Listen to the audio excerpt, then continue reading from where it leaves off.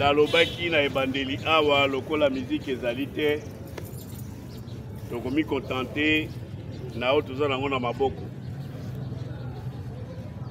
Alors ya liboso ezali communication na ngai epa na bino.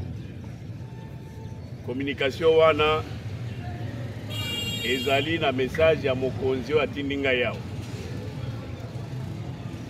Mokonzi na biso na kati ya province ya Congo Central, commissaire divisionnaire adjoint Kantu Bakulu Israël nde atindi ngai yawa mpona kotala bino, kofelicite bino na misala oyo boza kosala awa. Misala boza kosala awa na boma emonani pe yebani. Boza kosala musala malamu. Malgré les quelques difficultés, mais vous faites quand même au Esengeli kosala. Et c'est ce qui est important. Talaga lokwa tozana étape moko ya processus électoral oyo tobandaki na enrôlement toleki na ba élection lelo oyo toza kokende na suka présidentielle déjà toyebi ndenge eleki donc siko tozela ya ba députation na ba étape mosusu pour que to continuer pe to sukisa processus wana. Biso na Congo Central, tosali musala na biso, il n'y a pas eu de problème. En tout cas, à ce que nous connaissons, nous avons eu problème penza awate. Ma difficulté effectivement ezalaki mais ya biso te. Ezaki lié na ba situation mususu ya mike ya processus yango nyonso pe sala makaka bongo. Mais nous étions très disciplinés. Et nous avons fait le travail qu'il fallait. Il est lourd, nous avons continué le processus Nabiso dans le calme. Et le commissaire provincial m'a demandé pour cette occasion-là de venir vous dire félicitations, continuez sur cet élan-là. Pour continuer Bendengewana. Alors, à ce qui concerne ma présence aussi, Nandenga Tinda Kingai, moyebi bien que commandement de la police à tout moment egoki ko changer. Egoki ko changer selon ndenge ba konzi décision, selon ndenge situation qu'on peut présenter, mais pour le moment, c'est une décision de la hiérarchie. Où il s'agit que Naya Awa, parce que commandement, vous voyez que Zalaki n'a pas na intérimaire, que nous félicitons d'ailleurs des surcroît, colonel, commissaire supérieur principal Jean-Paul, qui a tenu pendant cette période d'intérim na Moussala Naye Malamu, et il a commandé de mettre cette unité, cette juridiction, si je peux m'exprimer comme ça, et que Asali Moussala Naye na ba collègue Naye, ba Moussousou Balandi, oh Bazaki Naye, je vois les deux qui sont là-bas, ba accompagnant qui vous avez les judiciaires, et puis vous avez appui gestion. Oui. Yé Kala, avant ça l'intérim, Azalaka, police administrative, Azalaka Ngai, na niveau de la province. C'est-à-dire, après le commandant, c'était lui qui était chargé d'appui et gestion.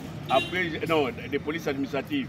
Et pas Nabiso, avec nos collègues de l'armée Babenga Kango, opération et renseignement. Alors, selon la nini ya réforme na biso ya police de sali ke biso lelo lia balongoli opération renseignement tikalika na armée mais biso babengi biso na police administrative. Alors des fonctions ya ye azaki nango mais sikoyo bayo kotinda commandant ya boma. Commandant ya boma oyo akosala na bango. Et yango na ko présenter bino ye lelo commissaire supérieur principal Paul Mwilambwe. Mon colonel. À moi.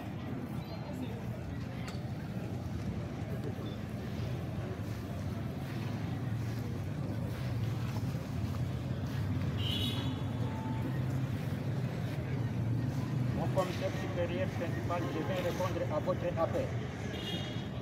Merci, commissaire supérieur principal. Mettez-vous à ma gauche.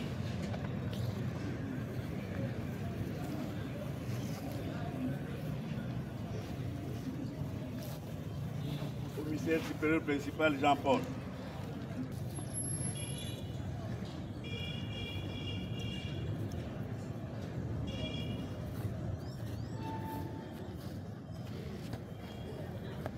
Venez répondre à votre appel. Merci. Merci Jean-Paul. Mettez-vous.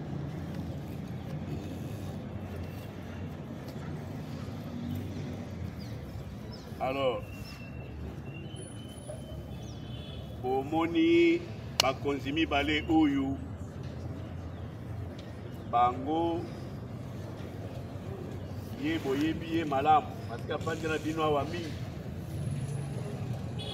7 ans. 7 ans. Vous pouvez vous imaginer 7 ans, mais nous avons 5 mois. Ah, la province, nous avons 5 mois. Mais il y a 7 ans. C'est-à-dire que Azamutu Oyo a seli musala na ye kitoko pe na musala na ye wana la sengi na ye na lobaki na ye déjà akobaka ndenge wana. Mais comme il faisait l'intérim, batindi moninga na ye mususu oyo babengi commissaire supérieur principal Paul Mwilambwe ye oyo azali awa na présenter bino nyonso bokoto saye commissaire supérieur adjoint, commissaire principal, commissaire, hein? Commissaire adjoint, sous-commissaire, agent de police, etc. Bokoto saye na maimanso ako commandé bino na lolenge ya musala. Bokoto saye ndenge boto saka bakonzi na bino mikolo nyonso. Ye azali awa tindami awa sur décision ya bakonzi mikanda ezali. Mikanda wana bango moko tango bakosala remise et reprise bakoyebisa bino bakontenu ya mikanda wana mais mikanda eza nde kontenu koloba ke ye aza désigné commissaire donc commandant ya SIAT urbain de Boma. Toyokani? Toyokani? La population va retenir que nous avons une police et cette police est mise à sa disposition pour sa sécurité et ses biens. Et cette police, dans son organisation, opère parfois des changements. Et c'est ce qui a fait qu'aujourd'hui, il y a un changement ici, hein, parce que nous avons notre regretté qui était là, les postes étaient vacants, donc la hiérarchie a décidé de désigner un commandant à la personne de Paul Mwilambwe qui est à droite, à mes côtés ici, pour la continuité de ce service-là, du travail de la PNC. Alors, le commandant qui était en train de faire l'intérim, c'est Jean-Paul Gourou, que vous connaissez très bien, qui est à ma gauche, je crois,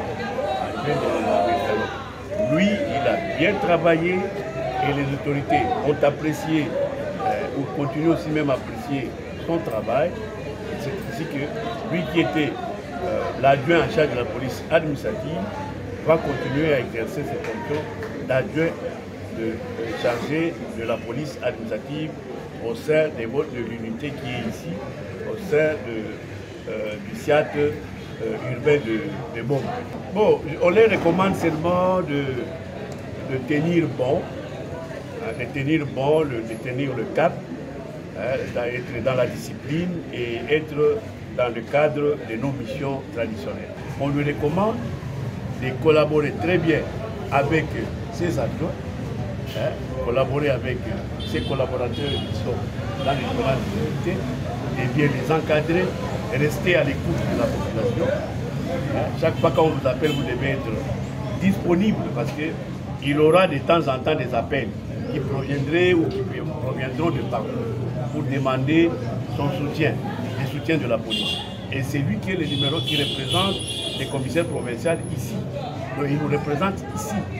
Alors il doit tout faire pour être à l'écoute de la population. La population aussi doit l'aider, doit aider cette police à donner des informations sur les mauvaises personnes. Les mauvaises personnes qui sont dans notre société, qui habitent avec nous dans la cité, qui habitent avec nous dans la ville de Boma. Ces mauvaises personnes, il faut qu'ils soient écartés des bonnes personnes.